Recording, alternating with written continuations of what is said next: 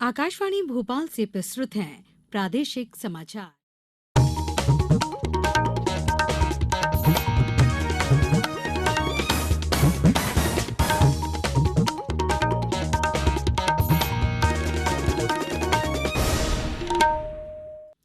नमस्कार, समाचारों के साथ मैं पूर्वा त्रिवेदी। सबसे पहले इस बुलेटिन के मुख्य समाचार। प्रधानमंत्री नरेंद्र मोदी ने जापान में क्वाड शिखर सम्मेलन में कहा कि हिंद प्रशांत क्षेत्र की सुरक्षा और सफलता पूरी दुनिया के लिए महत्वपूर्ण।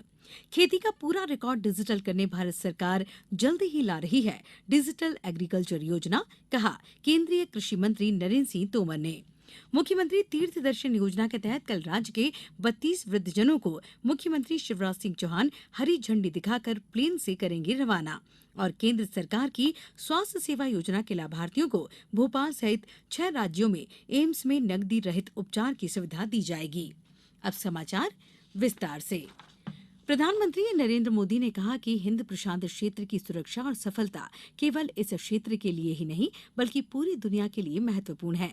जापान के हिरोशिमा में क्वाड शिखर सम्मेलन में श्री मोदी ने कहा कि क्वाड समूह हिंद प्रशांत क्षेत्र में शांति, स्थिरता और समृद्धि के लिए एक महत्वपूर्ण मंच के रूप में स्थापित हुआ है। उन्होंने कहा कि इसमें कोई संदेह नहीं है कि हिंद प्रशांत क्षेत्र वैश्विक व्यापार, नवाचार और विकास का इंजन है। प्रधानमंत्री ने कहा कि भारत को वर्ष 2024 में क्वाड शिखर सम्मेलन की मेजबानी करने में खुशी होगी। इससे पहले प्रधानमंत्री नरेंद्र मोदी ने आज जापान के हिरोशिमा में G7 शिखर सम्मेलन में भाग लिया। श्री मोदी ने सम्मेलन से अलग जापान के प्रधानमंत्री, दक्षिण कोरिया के राष्ट्रपति और वियतनाम के प्रधानमंत्री से द्विपक्षीय वार्ता की। जापान के प्रधानमंत्री फुमियो किशिदा के साथ बैठक में जापान की G7 तथा भारत की G20 की अध्यक्षता में तालमेल बढ़ाने तथा दक्षिण की आवाज को मजबूत करने के प्रयासों, व्यापार, अर्थव्यवस्था तथा संस्कृति सहित विभिन्न क्षेत्रों में मित्रता बढ़ाने पर चर्चा की गई।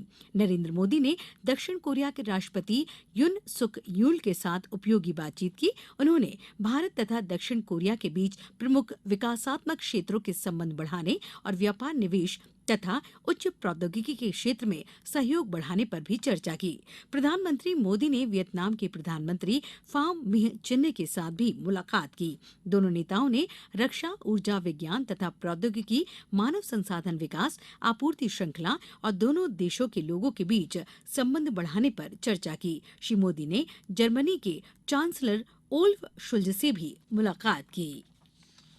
केंद्रीय मंत्री नरेंद्र सिंह तोमर ने कहा कि भारत सरकार जल्द ही डिजिटल एग्रीकल्चर योजना ला रही है, जिससे खेती का पूरा रिकॉर्ड डिजिटल हो जाएगा।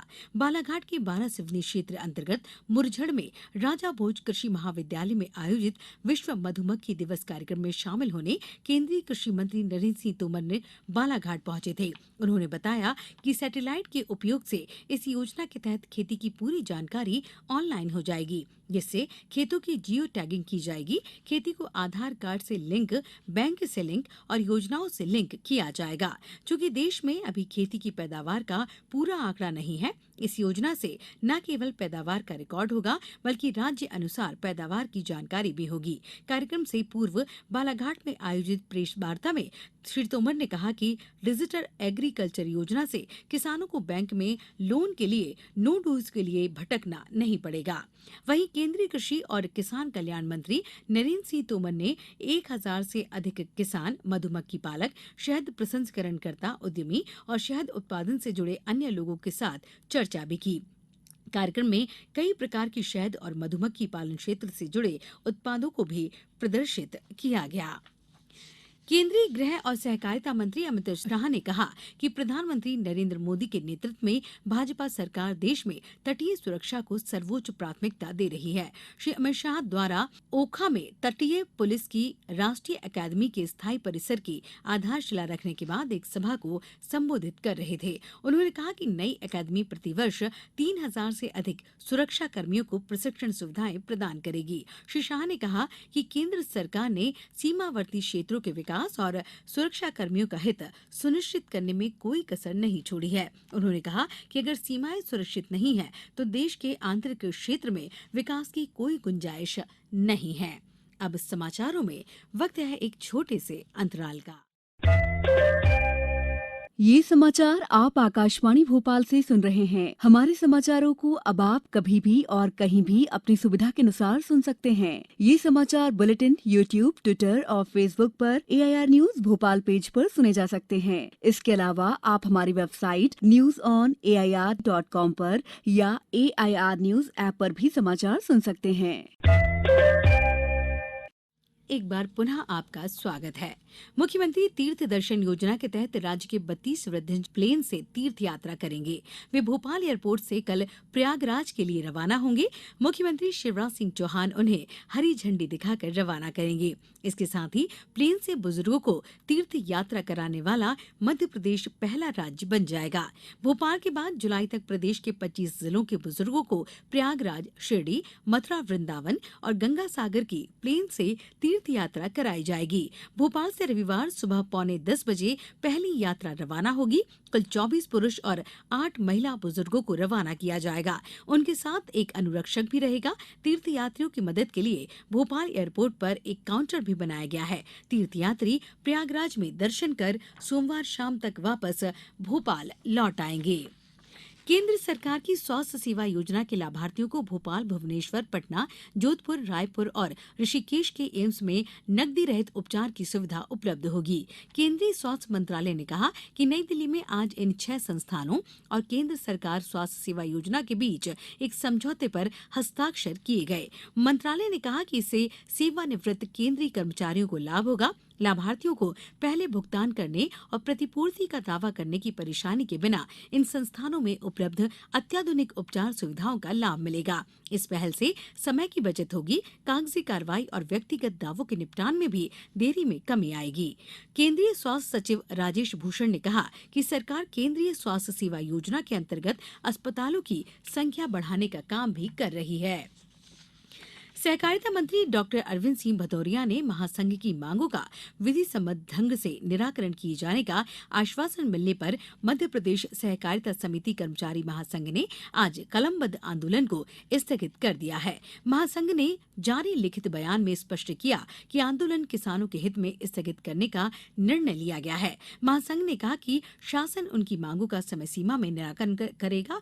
महासंघ विभिन्न मांगों को लेकर 6 मई से कलमबंद आंदोलन पर था।